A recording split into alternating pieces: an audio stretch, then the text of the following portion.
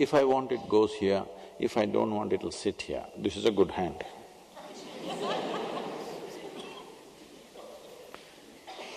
Suppose this hand starts jumping all over the place.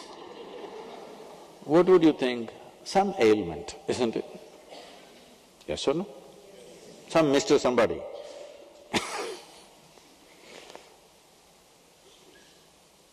If this is happening with your mind, is this also some kind of an ailment? Hello? It's just large scale, that's all. All the time this is jumping all over the place. It can be not a useful mind, it can be a nuisance. The only thing that human beings are suffering is what is happening within them, isn't it? When was the last time that somebody poked you with a dagger? Even though you're living in Chicago.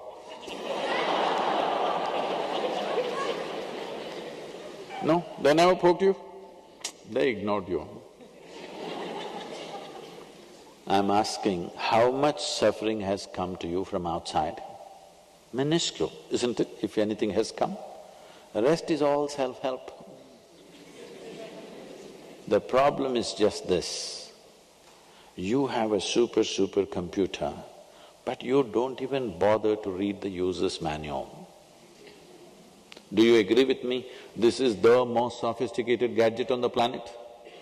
Do you agree with me?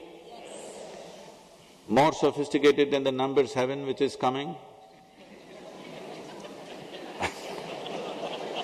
One number 7 came and it's bursting, another number 7 is coming, they can come and go. But this is the most sophisticated gadget on the planet, yes or no? But you don't even read the user's manual.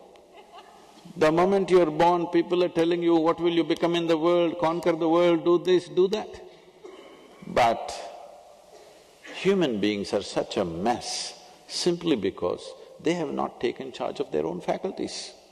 If your body and your mind takes instructions from you, how would you keep yourself? Highest level of pleasantness or unpleasantness? What would you choose for yourself? Highest level of pleasantness. When I say pleasantness, if the body becomes pleasant, we call this health. If it becomes very pleasant, we call it pleasure. If the mind becomes pleasant, we call this peace. If it becomes very pleasant, we call it joy. If your emotions become pleasant, we call this love. If it becomes very pleasant, we call it compassion. If your very life energies become pleasant, we call this blissfulness. If it becomes very pleasant, we call it ecstasy. If your surroundings become pleasant, we call this success. Only to create pleasantness in our surroundings, we need the cooperation of many people and forces around us. But for the pleasantness of the body, pleasantness of the mind, pleasantness of our emotions and our energies, 100% your business, yes or no? I want to be happy, but my mother-in-law. People come to me and say, Sadhguru, my mother-in-law, she's a creature. And my husband, after all, her son. My wife, she's impossible. My boss, he's not even human. Like this, various kinds of complaints. I tell them, don't bother, you come here, come to the yoga center, I will make sure your mother-in-law, husband, wife, boss, nobody has entry, just you. I will give you a nice place to stay and give you good food. Nothing to do, just be joyful, that's all. We'll take care of you forever. Only thing is, I will make random checks on you. If I find you miserable, I don't believe in feeding misery. You leave them in one place for 24 hours. In how many ways they twist themselves out is unbelievable. When you're alone, if you're miserable, you're obviously in bad company, isn't it?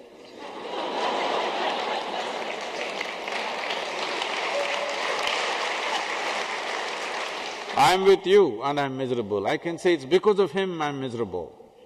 I'm alone and I'm miserable. This is bad company, isn't it? If we don't fix this, wherever we go, we are hankering to be peaceful, we are hankering to be happy. I know it is enshrined in your constitution in pursuit of your happiness. If you don't change this, if you remain in pursuit of your happiness, I want you to understand, in pursuit of human happiness, we have turned the world upside down. We have engineered the world in a million different ways. 100 years ago, if you happened to be here and today you came here, you wouldn't even recognize the planet. Yes or no? With all this fixing of the world, much comfort and convenience has definitely come our way, there's no question about it. We are the most comfortable generation ever. Do you agree with me? I'm seeking a higher opinion. We are definitely the most comfortable generation ever. These kind of comforts and conveniences no generation ever knew. What even royalty could not have 100 years ago, today ordinary citizens have, isn't it? All of you driving chariots with 200, 400 horses, aren't you? But can we claim we are the most joyful generation?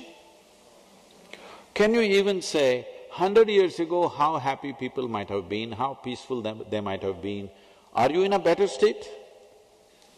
Maybe about the same, but definitely not better, isn't it? I wouldn't say worse, but not significantly better for all the things we have done to ourselves, isn't it? Fixing the world, fixing the world, fixing the world, if you fix it anymore, there'll be no world. To that extent we fixed it.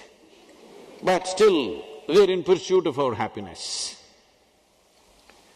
This is because the wrong direction of pursuit, in the sense. Can all of you see me, even if you're not listening to me, can you see me? Can you use one hand and point out where I am? No, you got it wrong, you know I'm a mystic. Now this light is falling upon me, reflecting, going through your lenses, inverted image in the retina. You know the entire story. Where do you see me right now? Within yourself. Where do you hear me right now? Within yourself. Where have you seen the whole world? Within yourself. Have you ever seen anything outside of yourself? Have you ever experienced anything outside of yourself? Everything that ever happened to you, light and darkness happens within you, pain and pleasure happens within you, joy and misery happens within you, agony and ecstasy happens within you. Just about anything that ever happened to you happened within you. All human experience is happening from within you. At least what happens within you must happen your way, isn't it? What happens within you must happen your way. The world will never happen your way 100%. And I'm glad it is so. Because if the world happened entirely your way, where do I go? I'm glad it's not happening your way. Little bit your way, little bit my way, little bit somebody else's way, it's okay.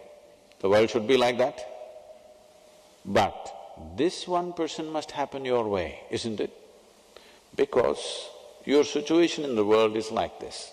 Has anybody in your life, anybody, ever happened 100% the way you want them? Anybody happened? Your parents, did they happen 100% the way you want them? No? Your children, no hope? Your spouse, your friend, your partner, anybody happen 100% your way? If they're happening 51% your way, you have the controlling stake, you must just enjoy that. You try to push towards 100%, they're gone. Yes, if you try to push towards 100% your way, nobody will be around you, that's about it. So nobody happens 100% your way. Up there, is there anybody such a hopeless romantic, you're still hoping you'll find that person who will be 100% the way you want them? See, I've lived long enough, believe me.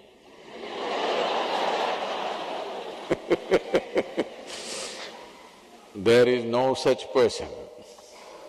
100% your way person doesn't exist. not even your dog. If you fell back, ultimately when everything else failed, you have fallen back to the dog as the cleanest love affair you can have. It is true, you have a 12 years guaranteed love affair, but these days they do their own thing. Even he doesn't happen 100% your way. So nobody happens your way. This is not the problem. This one is not happening your way. This is the problem, isn't it? If this one person happened your way, would you keep him joyful or miserable? Joyful. Instead of life being in pursuit of happiness, if your life was an expression of joy, then this life is very different. Right now, because for you to be happy, entire world has to be rejigged, and by the time it's rejigged, you want something else. Yes or no? Do you see this happening? You want this to happen. By the time that happens, you want something else to happen. Wherever you are in your life, whatever you may be in your life, is it true you want to be something more? Hello? If that something more happens, something more. If that something more happens, something more, I can go on like this. So it looks like you want expansion, limitless expansion. So let's say we will make you the king or queen of this world, of this planet. Don't look at me hopefully. Do I look like someone who will commit such a blunder? If you become the king or queen of this planet, will you be fulfilled or will you look at the stars? You will look at the stars, isn't it? If I give you one galaxy, you will look at the other galaxy. This is the nature of being human, because no matter where you are, no matter what it is, you want to be something more. But actually, it is not more you're seeking, you want a limitless expansion, you want infinite expansion, but unfortunately, you are going in installments. It's a little constipated approach. Your desire is great, you want to expand infinitely, but unnecessary constipation. Small expansion. This is finding expression in so many ways, in everything that you do, this is all you're doing. In some way, you're trying to extend your boundary. If it finds a very simple, basic physical expression, this is called sexuality. What you're trying to do is, that which is not you, you're trying to make it a part of you. If it finds an emotional expression, we'll call it love. Again the same thing, that which is not you, you're trying to make it a part of you. If it finds a mental expression, it gets labeled as greed, ambition, conquest, or simply shopping. Something that is not you, you're trying to make it a part of you. If it finds a conscious, successful expression, then we say this is yoga. When I say yoga, I'm not talking about twisting and turning. The word yoga means union. In some way, you obliterated the boundaries of your physical existence. Right now, as you sit here, this is me, that is you. Yes? Distinctly, boundaries are set. Shall I say something about myself, is it okay?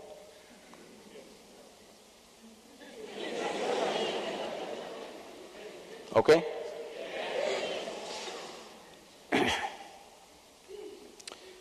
This September, it was 34 years. And 34 years ago, I grew up not in any kind of spiritual traditions or any kind of religious atmosphere. Religion was never imposed upon us, no spirituality in me, absolutely. I grew up to be a skeptic, super skeptic about everything, because I had a million questions hanging around me always, and I didn't find one person who could sensibly answer. Everybody is pointing towards an authority, but nobody has